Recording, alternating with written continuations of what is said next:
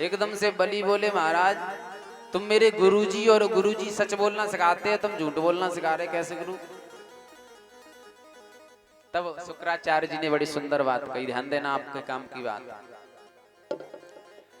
शुक्राचार्य जी ने कहा कि हे वत्स, हे पुत्र, शास्त्रों में 8 जगह ऐसी बताई है जहां झूठ बोलने से झूठ बोलने का पाप नहीं लगता। ध्यान देना परिषद जी, कौन कौन सी बात बताई? स्त्री नर्म विवाहे च वृत्यर्थे प्राण संकटे गो ब्राह्मणर्थे हिंसायाम नानृतम चा जुगुप्सितम। अर्थात जहां पर स्त्रियां माताएं, ध्यान देना, माताओं से घर में, स्त्रियों से घर में कोई बात छुपानी हो, छुपाने के लिए झूठ बोलना पड़े तो वहां झूठ बोल सकते हैं महाराज, वहां पर पाप नहीं लगेगा। क्योंकि माताओं की एक आदत होती है, बुरी मत मानिए मैयो, एक आदत होती है, श्राप लगा हुआ है माताओं को कि उनके पेट में कोई बात रुकती नहीं है, हृदय में कोई कोई बातें ऐसी होती हैं जो सीक्रेट रहस्य होती हैं, दूसरों को न पता चले तो ही बढ़िया है अपने लिए। तो अगर माताओं को बता दी जाए तो माताओं की आदत होती है, जैसे ही पति देवता बात बता के भाग्यवान का हुए बताइयो मत, और ज्यादा कुलबुली उठ गई, पहुंची पड़ोसन के पास शाम को और मन नहीं माना, बोले बहना एक बात बताऊं, तू कहू तो कहवे नहीं तो, बोले मैं नहीं कहूंगी, मैं क्यों कहूंगी, तू बता, और वो बात उबल दी। अब दूसरी ने वो भी नहीं मानी, ऊपर से ये कह दी ना कि काऊ बताइयो मत, तो और ज्यादा चंग छूट रही है। वो तीसरी पड़ोसन के पास गई और बाय बता दी बहना काऊ बताइयो मत, तीसरी ने चौथी और चौथी ने पांचवी। ध्यान देना, युधिष्ठिर का श्राप लगा हुआ है, आपने शायद प्रसंग सुना हो। तो श्री सुखदेव जी वर्णन करते हैं कि हे राजन, शुक्राचार्य जी ने समझाया कि बलि मना कर दो, माताओं से घर में कोई बात छुपानी हो वहां झूठ बोल सकते हैं, पाप नहीं लगेगा। हंसी मजाक में झूठ निकल जाए वहां झूठ बोलने का पाप नहीं मिलेगा। और यदि झूठ बोलने से किसी का मेहनत का, ईमानदारी का धन बचता हो महाराज, जिसने पसीना बहा करके मेहनत करके धन कमाया है और वो जाने वाला हो, बर्बाद होने वाला, तुम्हारे एक झूठ से वो बच सकता है, शर्त है मेहनत का हो तो वहां पर झूठ बोलने से पाप नहीं लगेगा। शादी विवाह के लिए, लड़की के लिए, पुत्री के लिए जब लड़का देखने जाते हैं तो लड़की की बड़ाई करने के लिए 2-4 झूठ बोलने पड़ जाएं तो वहां पाप नहीं लगेगा।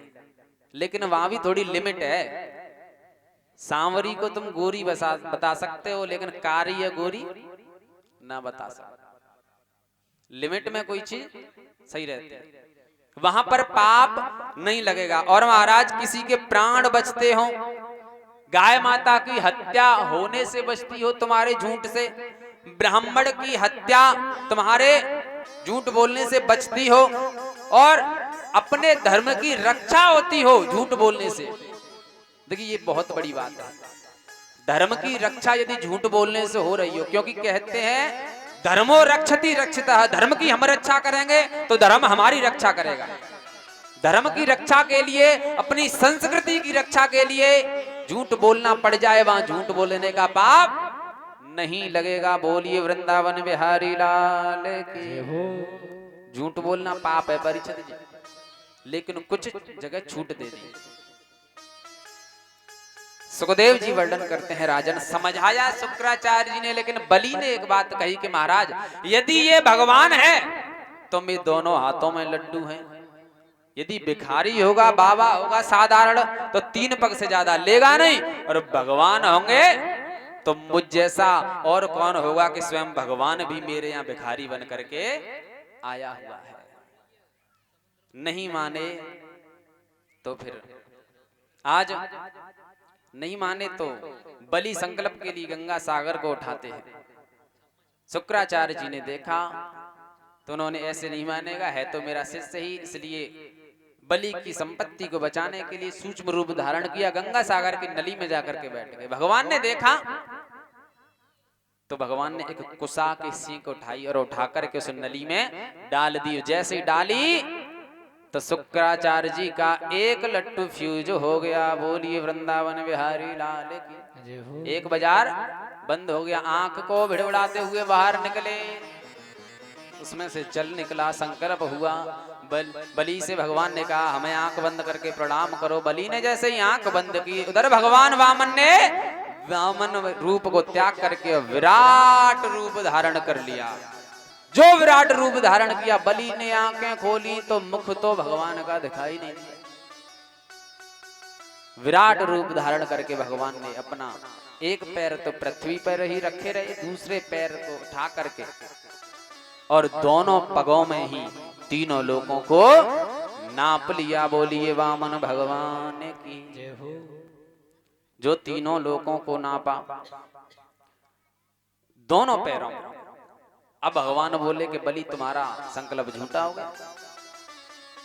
3 पग भूमि मांगी थी, यहाँ तो दोनों पैर ही तीनों लोगों को नाप ले रहे हैं।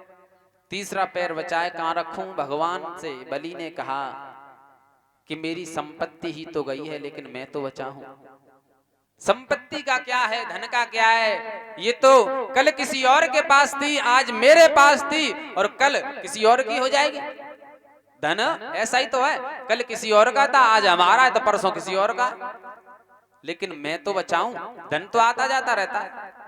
इसलिए मेरे संकल्प को पूरा करो, अपना तीसरा पैर मेरे मस्तक पर रख दीजिए। भगवान ने बलि का भक्त का संकल्प पूरा किया और जब संकल्प पूरा किया, तीसरा पैर सर पर रखा, आशीर्वाद दिया और कहा कि तुम मुझसे कुछ मांगो। एकदम से बलि ने कहा कि मैं भिखारियों से भीख नहीं मांगता। अरे मैंने तुमको दिया है, मैं तुमसे क्या लूं? मैं तो दाता हूं।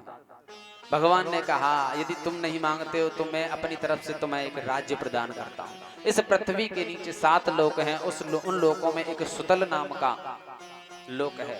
सुतल लोक का राज्य बलि को दिया। इस प्रकार भगवान ने देवताओं का कार्य सिद्ध किया। सुखदेव जी वर्णन करते हैं कि हे राजन, यहां से कथा सूर्यवंश में प्रवेश करती है। नारायण की नाभि से कमल, कमल से ब्रह्मा, ब्रह्मा के मरीचि, मरीचि के कश्यप और कश्यप के पुत्र हुए सूर्यदेव। सूर्य का एक नाम विवस्वान भी है। उनके एक पुत्र हुए वैवस्वत मनु। वैवस्वत मनु के पुत्र हुए इक्ष्वाकु और इस वंश का नाम पड़ गया इक्ष्वाकु वंश। इसी इक्ष्वाकु वंश में बड़े बड़े प्रतापी राजा हुए महाराज। इसी वंश में सरयाति सुधुम्न नाम के राजा हुए और इसी वंश में नभग नाम के राजा हुए। नभग के नाभाग हुए, नाभाग के अम्बरीश हुए। सुखदेव जी कहते हैं राजन, इसी वंश में इक्ष्वाकु के वंश में इक्ष्वाकु के जो सबसे बड़े पुत्र थे उनका नाम विकुच्ची हुआ। विकुच्ची का निमि हुआ। निमि का पुत्र पुरंजय हुआ और पुरंजय का अनैना, अनैना के प्रतु हुए। प्रतु के विश्वरंदी, विश्वरंदी के चंद्र, चंद्र के युवनाश, युवनाश के सावस्त, सावस्त के हृदयस्व, हर्यस्व, बरडाश्व। इस प्रकार ये वंश बहुत आगे तक गया। इसी वंश में मुचकुंद नाम के एक योगी हुए और हे राजन, मुचकुंद के पुत्र एक पुरुकुत्सु हुए। पुरुकुत्सु के त्रसदस्यु, त्रसदस्यु के अरण्य के पुत्र हुए अनैना और इसी वंश में त्रिवंधन नाम के पुत्र हुए। त्रिवंधन के पुत्र हुए सत्यव्रत, जिनको त्रिशंकु कहा जाता है। उन्हीं त्रिशंकु के पुत्र राजा हरिचंद हुए, जिन्होंने धर्म की रक्षा के लिए अपने आप को, यहाँ तक कि अपने परिवार को भी बेच दिया। हरिचंद्र के पुत्र रोहित हुए। रोहित के चंप हुए। चंप के सुदेव हुए। सुदेव के भरक हुए। हे राजन, इसी वंश में भरक के पुत्र बाहुक हुए। बाहुक के पुत्र राजा सगर हुए। सगर के पुत्र 2 रानियां हैं राजा सगर, केसनी, सुमति। एक रानी से असमंजस नाम के पुत्र हुए। एक रानी ने मांस पिंड को जन्म दिया, जिसके रानी ने क्रोध में 60,000 टुकड़े कर दिए। ऋषियों के वरदान अनुरूप वो 60,000 मांस के पिंड 60,000 पुत्र बने। एक बार राजा सगर ने अश्वमेध यज्ञ किया, उसमें यज्ञ का घोड़ा छोड़ा, इंद्र ने चुरा लिया, कपिल मुनि के आश्रम पर बांध दिया। जब घोड़ा नहीं मिला, 60,000 पुत्र ढूंढने निकले। कपिल भगवान के पास घोड़ा बना देगा तो बुरा भला कह दिया। कपिल भगवान की आंखों से एक ज्योति निकली, उस ज्योति से 60,000 पुत्र भस्म हो गए। बहुत ढूंढा राजा सगर ने, निकल नहीं मिले। धीरे धीरे समय बीता, असमंजस के वंश में अंशुमान हुए। अंशुमान को स्वप्न आता है, क्योंकि मुक्त नहीं है। 60,000 सपने में आते हैं, रोते हैं, चीखते हैं। ऋषियों से पता चला तो किसी ने कहा कि तप कीजिए। अंशुमान ने तप किया, लेकिन सफलता नहीं मिली। अंशुमान के पुत्र दिलीप हुए, उन्होंने भी पूरी जीवन तपस्या की, लेकिन सफलता नहीं मिली। दिलीप के पुत्र भागीरथ हुए, उन्होंने तपस्या की घोर। प्रसन्न किया ब्रह्मा जी को। ब्रह्मा जी ने अपने कमंडल के जल में, जो गंगा जी थी, जब वामन भगवान ने इस पृथ्वी को, तीनों लोगों को नाप रहे थे, अपना जब पैर उठाया नापने के लिए, तो उनके पैर का अंगूठा ब्रह्मलोक में पहुंचा। वहां ब्रह्मा जी ने भगवान के अंगूठे को धोया और उसका जो चरणों का धोने का जो जल था वो कमंडल में ले लिया। वही जल गंगा जी कहलाता है। कहते हैं ना, चरणों से निकली गंगा प्यारी, जिसने सारी दुनिया तारी। ब्रह्मा जी प्रसन्न हुए, गंगा जी अवतरित हुई और 60,000 पुत्रों की मुक्ति हुई। बोलिए वृंदावन विहारी लाल की। श्री सुखदेव जी वर्णन करते हैं कि हे राजन, ये वंश ऐसे ही आगे बढ़ता गया। भागीरथ के पुत्र श्रुत हुए, श्रुत के नाव हुए, नाव के सिंधुदीप, सिंधुदीप के अयतायु हुए, अयतायु के ऋतुपर्ण हुए, ऋतुपर्ण के सर्वकाम हुए, सर्वकाम के सुदास हुए, सुदास के सौदास हुए, सौदास के अस्मक हुए, अस्मक के मूलक हुए और मूलक के पुत्र दशरथ हुए। ये वो दशरथ हैं जो राम के पिता दशरथ से पहले हो चुके। एक दशरथ पहले हो चुके थे, राजा दशरथ से भी पहले। दशरथ के पुत्र एडविड हुए, एडवर्ड के विश्वशय हुए, विश्वश के खंडवांग राजा हुए, खंडवांग के पुत्र दीर्घबाहु हुए और दीर्घबाहु के पुत्र राजा रघु हुए। राजा रघु चक्रवर्ती सम्राट कहलाए और उनका वंश बहुत यश जब उनका फैल गया, इस वंश का नाम ही पड़ गया रघुकुल, रघुवंश। रघु के पुत्र अज हुए और अज के पुत्र राजा दशरथ हुए। राजा दशरथ की 3 रानियां हैं। त्रेता युग का समय है। उसी समय सुखदेव जी वर्णन करते हैं राजन, उसी त्रेता युग में भगवान के जो 2 द्वारपाल थे, जय और विजय, सनत कुमारों के श्राप के वशीभूत होकर के पहले जन्म में हिरण्याक्ष और हिरण्यकश्यप बने। दूसरे जन्म में वही रावण और कुंभकर्ण बन करके आए। जब रावण कुंभकर्ण 3 भाई हैं ये, रावण कुंभकर्ण विभीषण। एक बहन है जिसको आप सब जानते होंगे, जानते हो ना परीक्षित जी, रावण की बहन शूर्पणखा। श्री सुखदेव जी वर्णन करते हैं राजन, इन्होंने तपस्या की।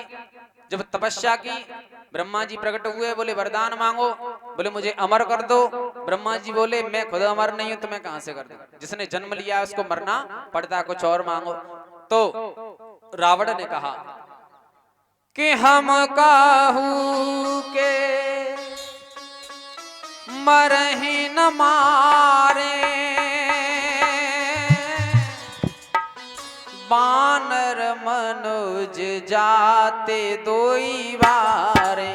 राम सिया राम, सिया राम जय जय राम, राम सिया राम, सिया राम जय जय राम। क्या वरदान मांगा?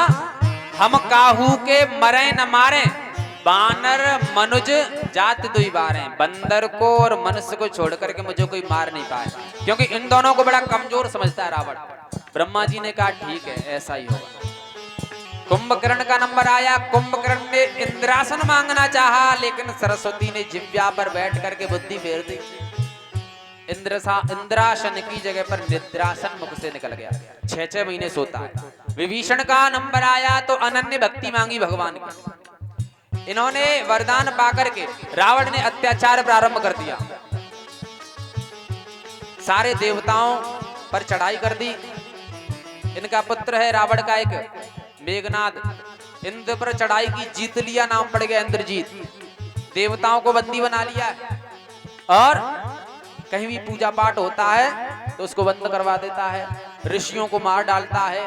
देवताओं की, गंधर्वों की, किन्नरों की, मनुष्यों की कन्याओं को बलात् पकड़ करके जबरदस्ती छीन लेता है। जब सारे देवता, सारे मनुष्य हैरान होने लगे, पृथ्वी पर बोझ बढ़ गया। हो अतिशय देखी धर्म की हानि, परम शबीत धरा अकुलानी। राम सिया राम जय जय राम। राम सिया राम जय जय राम। पृथ्वी मैया अकुलाने लगी पाप के बोझ से। देखिए श्रोता बंधु बैठे हैं, रामायण रहस्यों का खजाना है और किसी की बस की बात नहीं है कि रामायण को संपूर्ण कर दे 1 या 2 दिन में। ये तो सालों तक चलती रहे फिर भी पूरी नहीं होती। भागवत में बड़ा ही संक्षिप्त वर्णन है राम कथा का, इसलिए बुरा न मानेंगे, मैं संक्षिप्त में कह करके चलूंगा। मात्र 5 पृष्ठ दिए हैं राम कथा के भागवत में, और राम कथा वैसे भी आप सबने सुनी होगी। संक्षिप्त वर्णन दिया है इसलिए संक्षिप्त कह रहा हूं। सुखदेव जी कहते हैं, राजन पृथ्वी मैया देवताओं के पास गई सहायता के लिए। देवताओं ने कहा हम खुद परेशान हैं। देवता पृथ्वी को लेकर ब्रह्मा जी के पास पहुंचे, बोले तुमने वरदान दिया है रावण को, तुम कुछ करो। बोले मैं कुछ नहीं कर सकता। बोलो शंकर भगवान के साथ चलते हैं, पास चलते हैं। सभी शंकर भगवान के पास गए। शंकर भगवान बोले मैं भी कुछ नहीं कर सकता, चलो हरि के पास। बोले वो कहाँ मिलेंगे, क्षीर सागर में के बैकुंठ में। बोले हर व्यापक सर्वत्र समाना, प्रेम से प्रकट होए में जाना। प्रेम से पुकारो यहीं मिल जाएंगे। स्तुति की भगवान ने, आकाशवाणी की चिंता मत करो। अंसन सहित मनुज अवतारा, लेहूं दिन कर वंश अदारा। मैं अपने अंशों के सहित मनुष्य रूप में अवतार लूंगा, दिनकर वंश में, सूर्य वंश राजा दशरथ के। इस प्रकार सब जाने लगे और आकाशवाणी में प्रभु ने कहा कि तुम मेरी सहायता के लिए कुछ न कुछ बन करके वहां बंदर भालू बन करके जाओ, रावण के वरदान स्वरूप। सारे देवता कुछ न कुछ बन करके पहुंचे। इंद्र देवता अपने अंश से वाली बन करके पहुंचे, सूर्य देवता सुग्रीव बन करके पहुंचे, ब्रह्मा जी जामवंत बन करके पहुंचे अपने अंश से, भोले बाबा क्यों परीक्षित जी क्या बन के पहुंचे, शंकर सुवन केशरी नंदन तेज प्रताप महाजगवंदन, क्या बन के पहुंचे, हनुमान जी अपने अंश से, भोलेनाथ। अच्छा सब जाने लगे, पार्वती मैया बोल पड़ी कि हम ले चलो कछु बनाए के। तो भोले बाबा बोले मां बंदरों का काम है, बंदरियां को कोई काम नहीं है। बोले नहीं हमें भी ले चलो। बोले जो तुम्हारी इच्छा सो बन जाओ। तो पार्वती मैया भी गई, क्या बन करके, हनुमान जी की पूंछ बन करके पार्वती मैया गई, क्योंकि पार्वती मैया को भी बदला लेना है रावण से। जो लंका है ना रावण की, वो पार्वती मैया की है। गृह प्रवेश के बहाने जो दक्षिणा दे रहे थे भोलेनाथ कि तुमने इसका गृह प्रवेश पूजन करवाया, कुछ दक्षिणा मांग लो। तो रावण ने गृह प्रवेश की पूजा कराने के बाद दक्षिणा में लंका को मांग लिया। तो पार्वती मैया उसी दिन से बैर मानती है, उसी दिन से सोच लिया बेटा तूने मुझे नहीं रहने दिया, रहने तुझे भी नहीं दूंगी, इसलिए पूंछ बन करके गई। लंका में आग किसने लगाई, किसने लगाई, हनुमान जी ने नहीं लगाई, पूंछ ने लगाई। पूंछ है पार्वती मैया, ध्यान दें। कुछ न कुछ बन करके सब पहुंचे इधर। धीरे धीरे समय बीता, चैत्र का महीना आया भगवान के अवतार लेने का। हो नौमी तिथि मधु मास पुनीता, शुक्ल पक्ष अभिजित हरि प्रीता। राम सिया राम जय जय राम। राम सिया राम जय जय राम। ध्यान देना, नवमी तिथि मधुमास पुनीता, शुक्ल पक्ष अभिजित हरि प्रीता। चैत्र का महीना है महाराज जी, नवमी तिथि है, अभिजीत मुहूर्त है, शुक्ल पक्ष है, दोपहर का समय है, मध्य दिवस अति शीत न घामा, पावन काल लोक विश्राम। उधर मैया कौशल्या के यहाँ भगवान नारायण जब प्रकट हुए और कहा कि हे माँ, तुमने जो पूर्व जन्म में तपस्या की इसलिए मैं तुम्हारा पुत्र बन करके आया हूँ। मैया बोली, तुम तो 6 फुट के इतने बड़े हो, चतुर्भुज नारायण रूप है तुम्हारा, छोटे से बालक बन जाओ। माँ के कहने पर आज भगवान ने छोटा सा बालक रूप ले लिया। बोली रामचंद्र भगवान की। सशंख चक्र शकरीट कुंडलम सपीत वस्त्रम सरशीरुहे क्षणम शहार वक्ष कौस्तुभम श्रियम नमामि विष्णुं शीर्षा चतुर्भुजम। देवताओं ने स्तुति करके चले गए। नवमी के दिन भगवान ने जन्म लिया, 10वीं के दिन केकई के यहाँ भरत जी प्रकट हुए। बोलिए भरत लाल की। उसके 2.5 घड़ी बाद लक्ष्मण जी ने अवतार लिया सुमित्रा के यहाँ पर। उसके कुछ पलों बाद शत्रुघ्न जी प्रकट हुए सुमित्रा के यहाँ। बोलिए रामचंद्र भगवान की। धीरे धीरे भगवान 15 वर्ष के हो गए। अयोध्या के पास एक वन में विश्वामित्र नाम के एक मुनि रहते हैं। वो जब भी यज्ञ करते हैं राक्षस विध्वंस कर देते हैं। उन्होंने देखा कि मेरे प्रभु ने अवतार ले लिया है, तो राम लक्ष्मण को सहायता के लिए मांगने के लिए गए। पहले तो दशरथ जी ने मना किया, लेकिन वशिष्ठ जी ने समझाया, तो फिर राम लक्ष्मण को विश्वामित्र जी के साथ भेज दिया। जैसे ही जंगल में प्रवेश किया, ताड़का नाम की राक्षसी आई। एक बाण से भगवान ने उसका वध कर दिया। उसके बाद जब यज्ञ किया है अपने आश्रम पर, ताड़का के 2 पुत्र मारीच और सुबाहु आए। भगवान ने सुबाहु का वध कर दिया। मारीच में बिना फर का बाण मारा, 7 समुद्र पार लंका में गिरा। धीरे धीरे समय बीतता है। हे राजन परीक्षित, इधर जब भगवान राम ने अवतार लिया था तो उसी समय भगवती लक्ष्मी ने भी सीता के रूप में अवतार ग्रहण किया था जनकपुर में।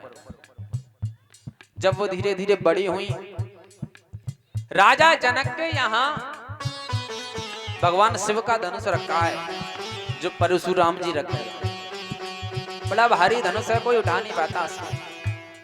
सीता जी ने एक बार उठा लिया और उसके नीचे लीप करके उसको वहीं पर रख दिया। राजा जनक ने देखा कि इतना भारी धनुष, सीता जी ने कहा कि मैंने उठाया पिताजी।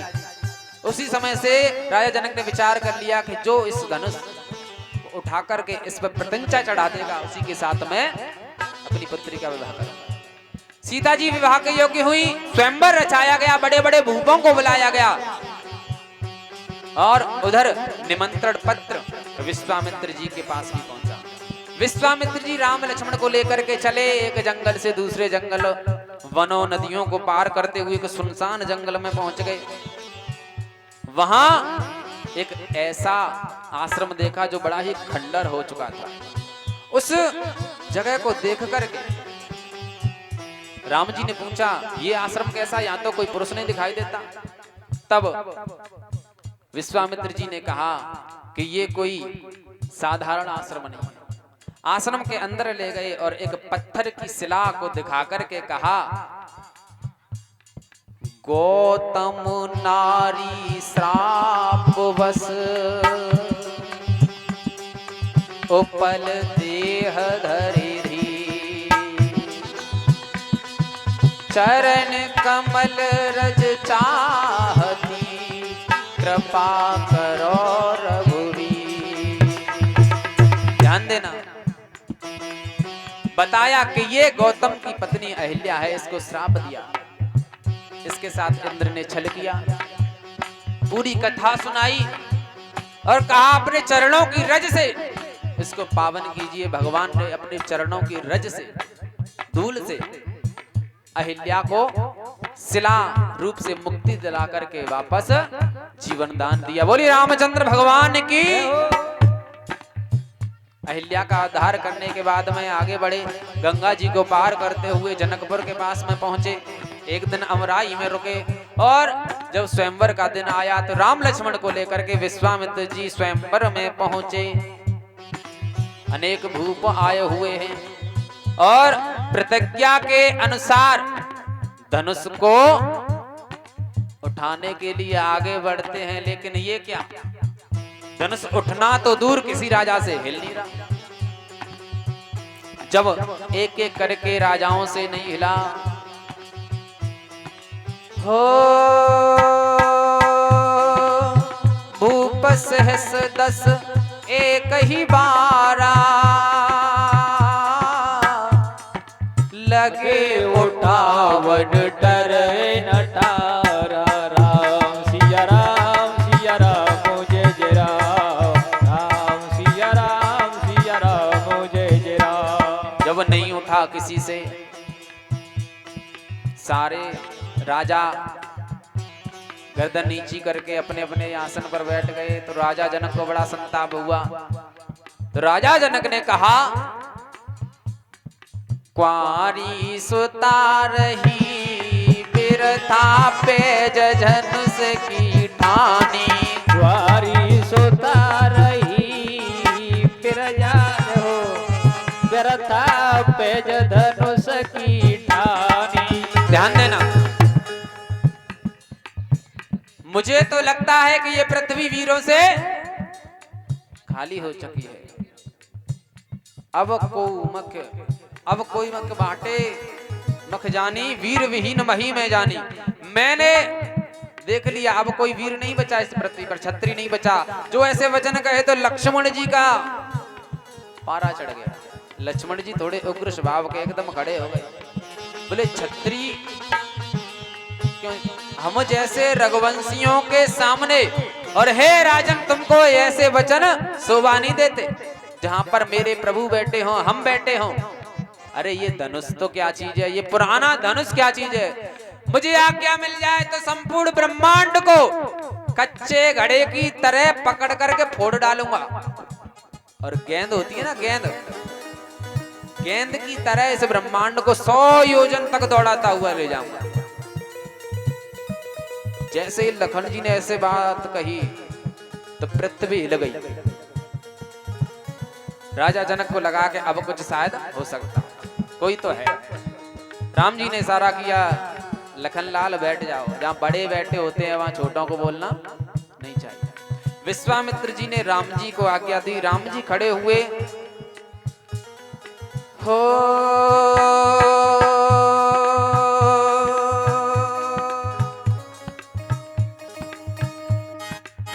लेत चढ़ावत खेचत गाड़े, काहू न लखा देख सब ठाड़े। राम सिया राम जय जय राम। राम सिया राम जय जय राम। बोलिए रामचंद्र भगवान की जय हो। श्री सुखदेव जी वर्णन करते हैं, राजन लेत चढ़ावत खेचत गाड़े, काहू न लखा देख सब ठाड़े। भगवान ने इतनी फुर्ती से धनुष उठाया, कब उठाया कब खींचा और कब तोड़ दिया किसी को पता नहीं चला। लेत चढ़ावत खेचत गाड़े, काहू न लखा, देख तो सब रहे थे लेकिन किसी ने देख नहीं पाया। 2 खंड पृथ्वी पर पड़े हैं। सीता जी को बुलाया गया और वरमाला डालने के बाद में उधर राजा जनक ने निमंत्रण पत्र भेजा अयोध्या में बारात के लिए। अयोध्या से बारात आई, विधि विधान से राम सीता जी का विवाह संपन्न हुआ। उसके बाद में राजा जनक के भाई कुशध्वज की पुत्रियां, उनका विवाह भी राम जी के साथ में, राम जी के भाइयों के साथ में संपन्न कर दिया। मांडवी नाम की कन्या का विवाह भरतलाल के साथ हुआ। उर्मिला नाम की कन्या का विवाह लक्ष्मण जी के साथ हुआ। श्रुत कीर्ति नाम की कन्या का विवाह शत्रुघ्न जी के साथ हुआ। इस प्रकार चारों वधुओं को लेकर के 15 दिन तक जनकपुर में रहे राजा दशरथ जी और 15 दिन बाद जब बारात लौट करके अयोध्या में आई और चारों बहुओं को पाकर के आज पूरा नगर बड़ा ही प्रसन्न है, चौगुनी खुशी है महाराज। क्यों मैया? एक लल्लू को ब्याह जाए, एक बहू घर में आवे तो बहुत खुशी होती है, और जहाँ चार आ जाए तो खुशी भी चौगुनी हो जाती है। चार बहुएं पाकर के आज तीनों रानियां बड़ी प्रसन्न है। तीनों रानियों को समझाया राजा दशरथ ने, वधू लड़कनी पर घर आई, राखो नैन पलक की नाई। सुखदेव जी वर्णन करते हैं राजन, इस प्रकार वर्णन ऐसा आता है कि 11 वर्ष तक राम जी सीता जी अयोध्या में रह पाए। उसके बाद 12वें वर्ष में राजा दशरथ ने राम जी का राज तिलक करना चाहा, तो मैया कैकेयी ने जब वो राज तिलक होने वाला था, एक दिन बाद तैयारियां चल रही हैं, उधर देवताओं ने देखा यदि राज तिलक हो गया तो जिस कार्य के लिए प्रभु ने अवतार लिया है वो संपन्न नहीं हो पाएगा। इसलिए देवताओं ने मैया सरस्वती की सहायता मांगी। मैया सरस्वती ने मंथरा की बुद्धि को बिगाड़ दिया, जो कैकेयी की दासी है। हमारे घरों में लड़ाइयां कब होती हैं पता है? जब हम किसी बाहर वाले की बात मान लेते हैं। और मंथरा की बुद्धि को सरस्वती मैया ने इसलिए बिगाड़ा कि ये अयोध्या की नहीं है, ये बाहर की है, और इसने अपनी बुद्धि चला दी। घर में लड़ाई किसी बाहर वाले की बात मान लेते हैं तब होती है, ध्यान देना। मंथरा की बुद्धि को बिगाड़ दिया, मंथरा ने कैकेयी की बुद्धि को बिगाड़ा, और कैकेयी ने 2 वरदान मांगे। पहले वरदान में भरत को राज तिलक, दूसरे वरदान में भगवान राम को 14 वर्ष का वनवास। 14 ही वर्ष का क्यों मांगा? 15 वर्ष का या 20 वर्ष का भी मांग सकते हैं।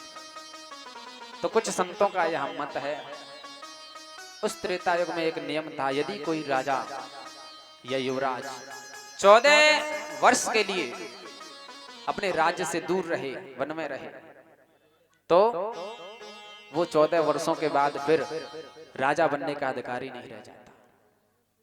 और भी कई कारण हैं कि रावण की मृत्यु होने में रावण के जो दिन बचे थे वो मात्र 14 ही वर्ष बचे थे। 14 वर्ष बाद ही मृत्यु लिखी थी। सुखदेव जी वर्णन करते हैं राजन, इस प्रकार वनवास जब हुआ, राम जी वन को जाने लगे, संग में सीता जी भी चली, और लक्ष्मण जी को पता चला तो वो भी आए। जैसे छाया शरीर का साथ नहीं छोड़ती, वैसे ही हे राम जी, मैं आपका छोटा भाई छाया हूं, मैं भी आपका साथ नहीं छोड़ सकता। तीनों को लेकर के जब वन से निकले तो वहां पर सारे नगरवासी आए। उनको लेकर के जब सबसे पहले तमसा नाम की नदी पर विश्राम किया, उनको सोता हुआ छोड़ करके आगे बढ़े तीनों प्राणी। और आगे जब चले हैं तो दूसरा विश्राम वेदस्वती नाम की नदी के तट पर किया। तीसरे दिन तीसरा विश्राम सरयू नदी पर भगवान ने किया। सरयू के किनारे एक भगवान का भक्त भगवान का इंतजार करता है, नाम है केवट। कि मांगी नाव न केवट आना, और कहे तुम्हार मरम में जाना। जब केवट नाव लेकर के आया, भगवान ने कहा भैया हमें पार उतार दो। केवट ने कहा ऐसे पार नहीं उतार सकता। पहले मैंने सुना है कि तुम्हारे पैरों के जो रज है, उस रज से पत्थर की शिला नारी बन गई, और यदि मैंने तुम्हें अपनी नाव पर चढ़ा लिया तो मेरी तो पत्थर की भी नहीं है, मात्र काठ की है। और जो स्पर्श हो गया तो अगर मेरी नारी बन गई, एक पहले थे और दूसरी और बन जाए। एक के लिए तो इस गंगा में घूमना पड़ रहा है, चारों तरफ चक्कर लगाने पड़े, दूसरे के लिए तो घन चक्कर बन जाएगा। इसलिए मैं नहीं चढ़ा सकता आपको नाव में। बोले भैया पार कैसे उतरेंगे? बोले उपाय है, पहले अपने चरणों को दलवाइए, मुझे रज को हटा लेने दो, तब आज केवट ने भगवान के चरणों को धोया। संक्षिप्त में ही कहूंगा, चरणों को धो करके नाव में चढ़ाया, उसके बाद में पार उतारा। पार उतारने के बाद में कुछ देना चाहा, लेकिन भगवान से केवट ने कुछ नहीं लिया।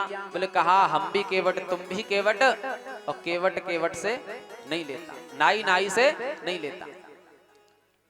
तुम मेरे घाट आए, मैंने आपको पार उतारा, और जब मैं तुम्हारे घाट भवसागर पर आऊं तुम मुझे भवसागर से पार कर देना। इस प्रकार भगवान वहां से आगे बढ़े। चित्रकूट नाम के स्थान पर भगवान ने कुटिया बनाई। वहां पर कुछ दिन जब निवास किया है। इधर जब राम जी का वनवास हुआ था तो भरत जी और शत्रुघ्न जी अयोध्या में नहीं थे। उनको वशिष्ठ जी ने निमंत्रण पत्र भेज करके बुलाया। उनको जब पता चला तो राम जी को लेने के लिए चित्रकूट पहुंचे, लेकिन राम जी नहीं आए। अपनी खड़ाऊं दे दी, खड़ाऊं को लेकर के भरत जी आए, राजगद्दी पर रख दिया और 14 वर्ष तक स्वयं नंदी ग्राम में एक गड्ढा खोद कर